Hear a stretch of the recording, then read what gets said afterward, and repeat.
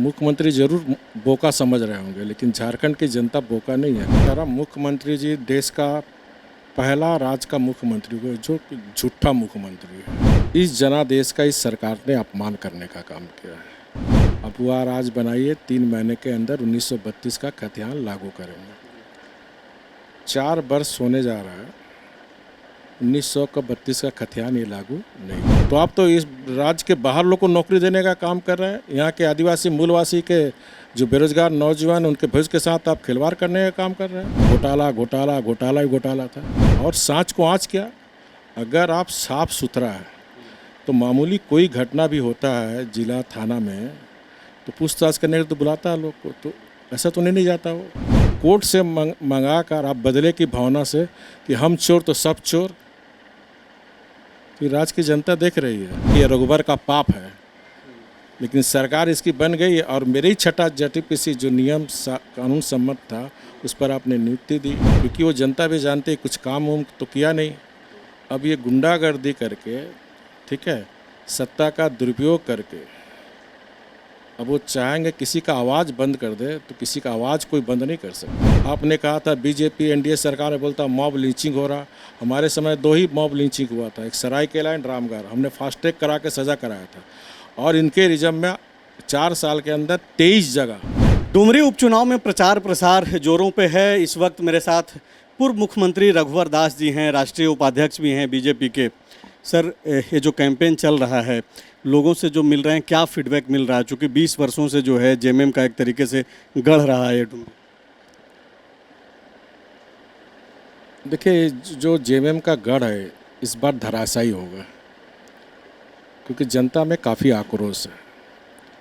2019 में जिन वादों के साथ जनता ने इन्हें जनादेश दिया था, चार वर्ष होने जा रहा है, इस जनादेश का इस सरकार ने अपमान करने का काम किया है। एक भी वादे उन्होंने पूरा नहीं किया। हाँ, किया जरूर, इस राज्य में कमीशन, इस सरकार का मिशन है सिर्फ commission. Bharatiya Janata party NDA की सरकार का मिशन है जनता की सेवा। और 2014 से जो माननीय मोदी जी के नेतृत्व में जो डबल इंजन की सरकार थी, पूरी ईमानदारी से जनता की सेवा हमारी सरकार ने की थी। तो 4 साल के सरकार के इनके जो काम है, एक भी वादे हैं। और जब जब चुनाव आते हैं, तो 2019 का चुनाव में भी इन्होंने 1932 का खतियान लोगों को कहा था कि 3 महीने के अंदर हम 1932 का खतियान, अब वह राज बनाइए, 3 महीने के अंदर 1932 का खतियान लागू करेंगे। 4 वर्ष होने जा रहा है, 1932 का खतियान ये लागू नहीं किया। और चुनाव कैंपेन में माननीय मुख्यमंत्री जी कह रहे हैं कि 2024 में UPA की सरकार बनाइए, केंद्र में भी राज्य में भी 1932 का खतियान लागू करेंगे। तो आज राज्य की जनता, डुमरी की जनता माननीय मुख्यमंत्री से पूछना चाहती है कि उसी वादे पर सरकार आपकी हम बनाई थे, और एक तरफ आप इस राज्य की सबसे बड़ी पंचायत में 23 मार्च को बजट सेशन 2022 में आप स्वयं कह चुके हैं, प्रोसीडिंग है हाउस के अंदर, कि 1932 के आधार पर खतियान नहीं बनाई जा सकती है। ये जानते हुए भी आप 1932 का खतियान का रट लगाए जा रहे हैं। तो अब जनता की, झारखंड की जनता, मुख्यमंत्री जरूर बोका समझ रहे होंगे, लेकिन झारखंड की जनता बोका नहीं है। काट के हंडी एक ही बार चढ़ती है, बार बार नहीं चढ़ती है। हमने भी नियोजन नीति बनाई थी, स्थानीय नीति बनाई थी। उस नियोजन नीति में हमने 3rd गेट और 4th गेट के जो पहला शेड्यूल एरिया जो 13 जिला है, 10 साल के लिए हमने रिजर्व किया था। उसके बाद फिर लोगों का डिमांड हुआ नन शेड्यूल एरिया का, तो हमने बावरी जी कमेटी बनाकर फिर 11 जिला को भी हमने 10 साल के लिए 3rd गेट 4th गेट, और उसका हक बनता है झारखंड का। अलग राज्य होने के बाद यहाँ के झारखंडियों के बच्चियों का भी सपना था कि अलग राज्य होगा, हमें नौकरी मिलेगी। और हमने जो नियोजन स्थानीय नीति बनाई थी, 4 साल के अंदर हमने 1 लाख से ज़्यादा सरकारी नौकरी, चाहे वो टीचर की बहाली हो, दरोगा की बहाली हो, सिपाही की बहाली हो, वनरक्षी की बहाली हो, ऑपरेटर की बहाली हो, ढेर सारी बहाली हमने की थी। अगर मैं सिर्फ इसी गिरिडीह जिला की बात करूं तो इस गिरिडीह जिला में 90 दरोगा अभी पोस्टेड है आपकी सरकार के 18 बैच का, और जिसमें 80% झारखंड के यहीं के लोग हैं।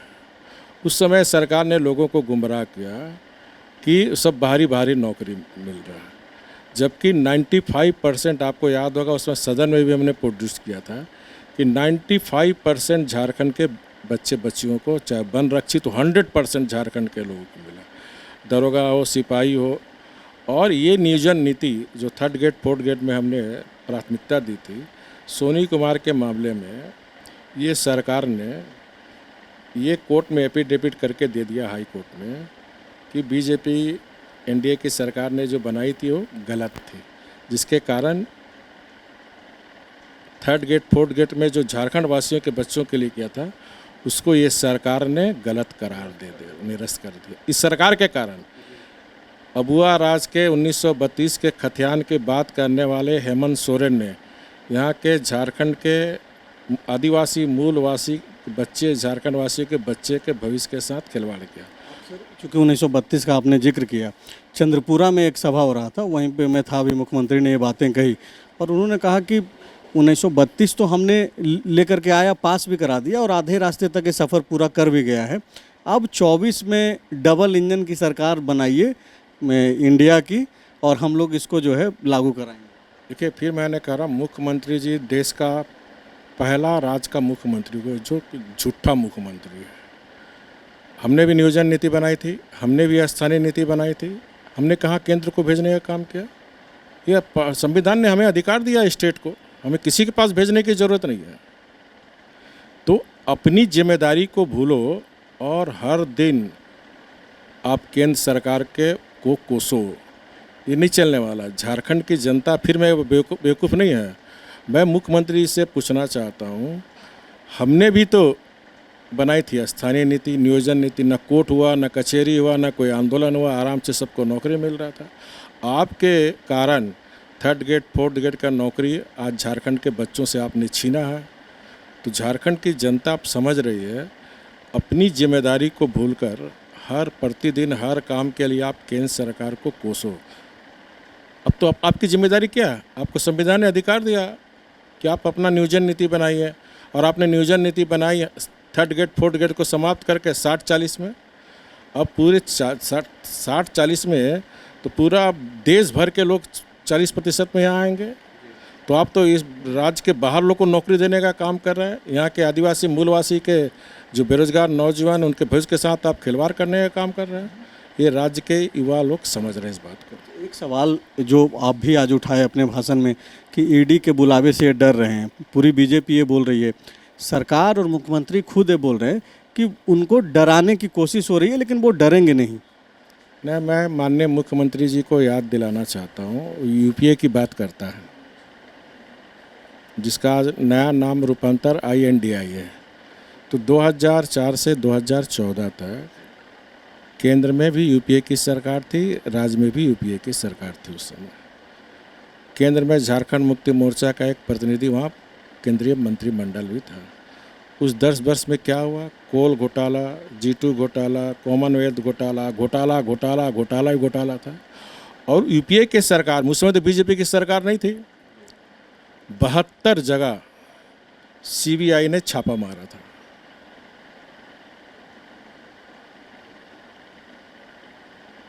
तो अगर आप राज्य के संसाधन को, देखो एक कमज़ोर सरकार है, तो जब कमज़ोर सरकार रहेगा तो शासन तंत्र भी अव्यवस्थित हो जाता है।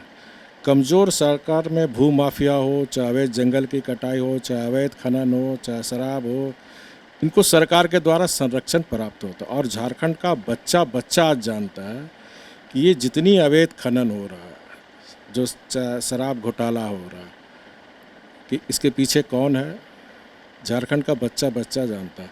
और सांच को आँच क्या, अगर आप साफ सुथरा है तो मामूली कोई घटना भी होता है जिला थाना में तो पूछताछ करने के तो बुलाता है लोग को, तो ऐसा तो नहीं जाता वो। और इनके लोग बोल रहे हैं कि भाई परसेप्शन क्रिएट करने की कोशिश हो रही है। एक बार खुद गए भी मुख्यमंत्री, अब बोला ये जा रहा है कि सारा कुछ तो पब्लिक डोमेन में है। अगर कुछ ऐसा सवाल पूछना भी है तो पत्राचार कर सकती है ईडी, ईमेल से भी पूछ सकती है। देखिए, एक वो मामला था खनन मामला में, ये है ज़मीन मामला में। दूसरा जो आज बोला सारा चीज़ पब्लिक में डोमिनेट है, डोमेंट है, तो हमारे जो 5 जो पूर्व मंत्री है उसका भी तो इलेक्शन कमीशन के पास पड़ा हुआ है, वो भी तो पब्लिक डोमिनेट में था। आपने कोर्ट से मंगाकर, कोर्ट उस पर संज्ञान भी नहीं लिया, और कोर्ट से मंगाकर आप बदले की भावना से कि हम चोर तो सब चोर। फिर राज्य की जनता देख रही है, आपके लिए वो आपका कागज़ पब्लिक डोमेट, और जो 5 मंत्री जो पूर्व मंत्री है, जो विधायक हैं, उनका भी तो इलेक्शन कमीशन को दिया हुआ है, इनकम टैक्स को दिया हुआ है, वो कहाँ है? सर, छठा उपचुनाव है हेमंत सोरेन जी के कार्यकाल में। आखिरी जो उपचुनाव हुआ रामगढ़ में, वहाँ पे एक जीत मिली, लेकिन 4 उपचुनाव आपके लोग, आपकी पार्टी और एनडीए हार चुकी है। यहाँ डुमरी में आप जब आए हैं तो क्या ये आप एश्योर करेंगे अपने लोगों को, आप बोल सकते हैं कि डुमरी में आप लोग जीत रहे हैं, या फिर क्या स्थिति है? देखिए, 22 जो इलेक्शन होता है ना, उससे राज्य की राजनीति में कोई फर्क नहीं पड़ता है। 22 इलेक्शन से ये जरूर जनता जो इस सरकार के खिलाफ जो जनाक्रोश है, उस जनाक्रोश को वोट के माध्यम से प्रदर्शित करता है कि आपके सरकार से जो आपने किए गए वादे हैं उस वादे को पूरा नहीं किए, इसलिए हम आक्रोशित हैं। तो लोकतंत्र में वोट के माध्यम से वो प्रदर्शित करता है कि आपने जो वादे पूरे किए हैं, वो वादे को आप पूरा करो, हम आपके खिलाफ आक्रोश है हमारा। तो डुमरी की जनता से हमने वही आह्वान किया, यहाँ के महिलाओं से, नौजवान से, किसान से, कि ये 4 साल से 1901 भी वादे सरकार बताए कि 2019 में जिन वादे के अनुसार झारखंड की 3.25 करोड़ जनता ने जनादेश दिया था, उस जनादेश का आपने एक भी वादा पूरा किया? आपने कहा था 2 साल में, मैं नहीं कहा था, आपने चुनाव में घोषणा पत्र, दृष्टि पत्र में कहा था 2 साल के अंदर 3 लाख से ज़्यादा सरकारी नियुक्ति को हम भरने का काम करेंगे। आपने निर्मल महतो की शहादत दिवस में 2019 में जाके बोला था, अगर मैं नियुक्ति नहीं दूंगा तो राजनीति से संन्यास ले लूँगा। उसी तरह आपने कहा था कि वृद्धा पेंशन, दिव्यांग पेंशन जो हमारी सरकार ने 600 था उसको 1000 रुपया करने का काम किया था। बोली थे हमारी सरकार आएगा, 2500 रुपया किया, आपने नहीं किया। तीसरा, आपने, हम चूल्हा दे रहे थे उज्ज्वला गैस में, मोदी जी गैस दे रहे थे, हम चूल्हा दे रहे थे, डबल सिलेंडर दे रहे थे, उसको आपने बंद कर दिया और कहा था हर गरीब बहन को चूल्हा खर्चा के लिए 2000 रुपया देंगे। 2000 आपने रुपया नहीं दी। आपने कहा था प्रत्येक वर्ष जेपीसी की परीक्षा होगा और उसी लेवल रिजल्ट निकलेगा। आपने छठी जेपीसी का हमारा जो था उस पर आपने तरह तरह का आरोप लगाकर आपने हाउस नहीं चलने दिया था कि गलत बहाली हुआ, ये बहाली हुआ, इसको रद्द करना चाहिए। और जब हमारी सरकार नहीं रही, इसकी सरकार आई, तो छठी जेपीसी के नाम उसी पर आपने नियुक्ति दी, जिससे साफ जाहिर होता। उस समय कहा था कि ये रघुबर का पाप है, लेकिन सरकार इसकी बन गई और मेरे ही छठा जेपीसी जो नियम कानून सम्मत था उस पर आपने नियुक्ति दी। तो आप बताओ, एक भी वादा आपने पूरा किया? आपने कहा था किसान बैंक बनाएंगे, आपने कहा था महिला बैंक बनाएंगे, आपने कहा था लॉ एंड ऑर्डर स्थिति, आज लॉ एंड ऑर्डर स्थिति क्या है? आपने कहा था बीजेपी एनडीए सरकार में बोलता मॉब लिंचिंग हो रहा। हमारे समय 2 ही मॉब लिंचिंग हुआ था, एक सरायकेला एंड रामगढ़, हमने फास्ट ट्रैक करा के सज़ा कराया था। और इनके रिजम में 4 साल के अंदर 23 जगह, जिसमें 6 मुस्लिम, एक हफ्ता पहले रामगढ़ में ही सम अंसारी का मॉब लिंचिंग हुआ। आप कानून बनाते हैं कि 5 लोग कोई मॉब लिंचिंग, 5 लोग किसी के, 2 लोग किसी की हत्या करेगा तो मॉब लिंचिंग कहलाएगा। वहाँ एसपी बोलता है कि 5 लोग मारा इसलिए मॉब लिंचिंग नहीं माना जाएगा। तो सबसे ज़्यादा मॉब लिंचिंग हेमंत सोरेन की सरकार में हो रहा है। एक आखिरी सवाल है सर, कल रात में नर्रा में एक घटना घटी जिसकी चर्चा हो रही है पूरे डुमरी में, रांची तक के लोग चर्चा कर रहे हैं। सुदेश महतो और उनके बाकी जो दूसरे नेता हैं आ चुके, वो लोग सभा कर रहे थे, कैंपेन कर रहे थे, और वहाँ पे होर्डिंग और एक तरीके से घेराव हुआ। कुछ जो वीडियो आए वो डरावना भी थे। तो इसको किस तरीके से आप देख रहे हैं, जैसे जैसे नज़दीक आ रहा है चुनाव, इस तरीके की घटना होना, खास करके एक लोकतांत्रिक व्यवस्था में? देखिए, लोकतंत्र में हर राजनीतिक पार्टी को अपनी बात जनता के पास कहने की छूट है, क्योंकि अंतिम जनता ही फैसला लेगी। लोकतंत्र में जनता ही स्वामी होता है।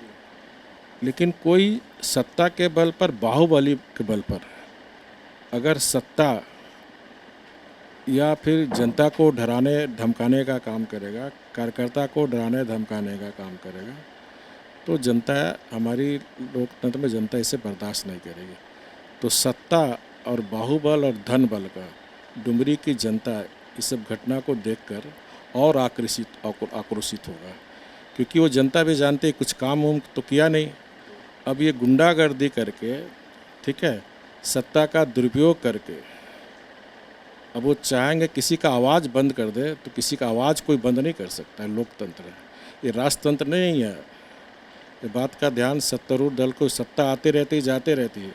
और अधिकारी को भी कहना चाहता हूँ, अधिकारी को निष्पक्ष होकर काम करनी चाहिए। आपको बरसों अभी रहना है।